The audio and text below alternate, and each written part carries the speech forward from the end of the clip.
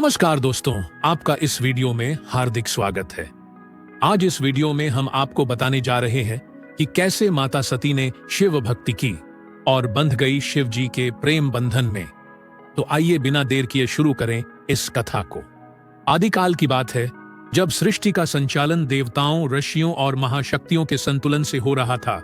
उसी समय प्रजापति दक्ष का यज्ञलोक समस्त लोकों में प्रसिद्ध था। दक्ष स्वयं ब्रह्मा के पुत्र थे और उन्हें अपने ज्ञान, तप और कुल पर अत्यधिक गर्व था। उनके घर में एक दिव्य कन्या ने जन्म लिया जिनका नाम था सती। यह कन्या साधारण नहीं थी, यह स्वयं आदिशक्ति का अंश थी जो संसार में शिव को समझने और उनके साथ लीला रचने के लिए अवतरित हुई थी। सती बचपन से ही गंभीर, शांत और आध्यात्मिक प्रवृत्ति की थीं। जहां अन्य कन्याएं आभूषण, वैभव और राजसी सुखों की ओर आकर्षित होती थीं, वहीं सती का मन कैलाशवासी महादेव की ओर खिंचता चला जाता था। उन्होंने अनेक बार अपने पिता दक्ष के मुख से भगवान शिव के विषय में कठोर और अपमानजनक वचन सुने। दक्ष को शिव से घोर द्वेष था। उन्हें शिव का वैराग्य, भस्म, जटाएं और संसार से विरक्ति स्वीकार नहीं थी। वे उन्हें असभ्य, अव्यवस्थित और कुलहीन मानते थे। परंतु सती के लिए शिव ही परम सत्य थे। उन्होंने निश्चय किया कि वे शिव को ही अपना पति बनाएंगी। सती ने कठोर तपस्या आरंभ की। घोर वन में जाकर उन्होंने अन्न जल त्याग दिया। केवल शिव नाम का जप करती रहीं। उनकी तपस्या से समस्त लोकों में कंपन होने लगा। देवता भयभीत होकर ब्रह्मा और विष्णु के पास पहुंचे। अंततः स्वयं महादेव प्रकट हुए और सती की तपस्या से प्रसन्न होकर उन्हें पत्नी रूप में स्वीकार किया। सती और शिव का विवाह अत्यंत सादगीपूर्ण था।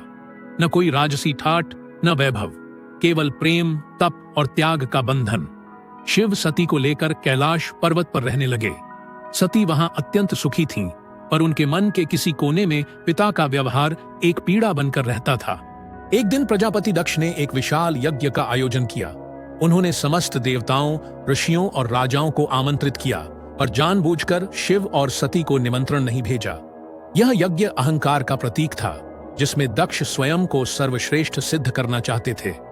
जब सती को इस यज्ञ का समाचार मिला तो उनका हृदय व्याकुल हो उठा। उन्होंने सोचा, मैं दक्ष की पुत्री हूं, मुझे निमंत्रण की आवश्यकता क्यों? सती ने शिव से यज्ञ में जाने की अनुमति मांगी। महादेव ने सती को समझाया कि जहां अपमान निश्चित हो वहां जाना बुद्धिमानी नहीं है। परंतु सती पिता से मिलने की आस और अपने आत्मसम्मान के कारण वहां जाने पर अडिग रहीं। अंततः शिव ने उन्हें जाने की अनुमति दे दी, पर स्वयं साथ नहीं गए। जब सती यज्ञ स्थल पहुंची तो वहां का दृश्य उनके हृदय को चीर देने वाला था। सभी देवताओं का आदर सत्कार हो रहा था, पर सती का नहीं। और उससे भी अधिक पीड़ादायक था दक्ष द्वारा महादेव का खुलेआम अपमान। दक्ष ने शिव को अपशब्द कहे, उन्हें अयोग्य, भिखारी और अपवित्र बताया। यह सुनकर सती का हृदय विदीर्ण हो गया। सती ने यज्ञ मंडप में खड़े होकर अपने पिता को समझाने का प्रयास किया। उन्होंने कहा कि शिव ही सृष्टि के आदि हैं, वही ब्रह्म हैं, वही विष्णु हैं, वही संहारक हैं। पर अहंकार में डूबे दक्ष ने उनकी एक न सुनी। उस क्षण सती को अनुभव हुआ कि जिस शरीर ने ऐसे पिता से जन्म लिया, उस शरीर का रहना ही अपमान है।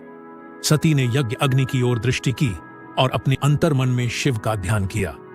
उन्होंने कहा कि जिस देह से महादेव का अपमान सहना पड़े, उसे त्याग देना ही उचित है।